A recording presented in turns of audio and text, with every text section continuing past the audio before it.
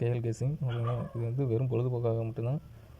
இது பார்த்திங்கன்னா all board இருக்குது. லாஸ்ட் 5 டேஸ் ரிசல்ட் எடுத்துக்கிறோம்.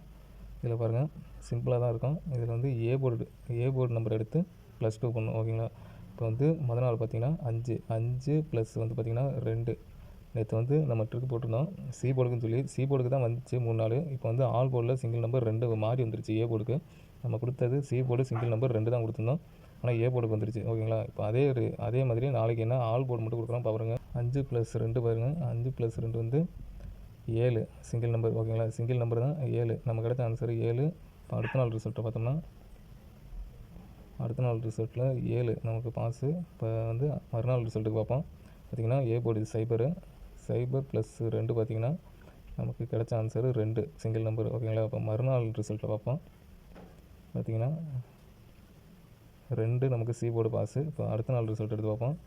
அதே மாதிரி ஏ போர்டு 4 + 2 பார்த்திங்கன்னா 2 பார்த்தா 6 நமக்கு கிடைச்ச சிங்கிள் நம்பர் 6 ஓகேங்களா. இப்போ மறுநாள் ரிசல்ட்டில் பார்த்தோம்னா ஆன்சரு 6 சி போர்டு பாஸு.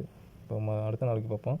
அதே மாதிரி ஏ போர்டு சைபர் + 2 பார்த்திங்கன்னா நமக்கு கிடைச்ச ஆன்சரு 2 தான் ஓகேங்களா. நேற்று நான் வந்து சி போர்டுக்குன்னு சொல்லி கொடுத்துட்டேன்.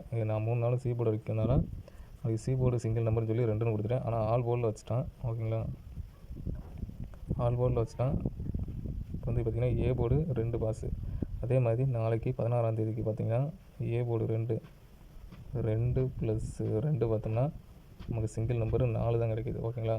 நாளைக்கு வந்து பார்த்திங்கன்னா சிங்கிள் நம்பர் ஆல் போர்டுக்கு எடுத்துங்க. சிங்கிள் நம்பர் பார்த்திங்கன்னா 4 ட்ரை பண்ணலாம். இது கன்ஃபார்ம் நம்பர் கிடையாது. கண்டிப்பாக பிடிச்சிருந்தால் லைக் பண்ணுங்கள், சப்ஸ்கிரைப் பண்ணுங்கள். சப்ஸ்கிரைப் பண்ணாமல் தான் பார்க்குறீங்க.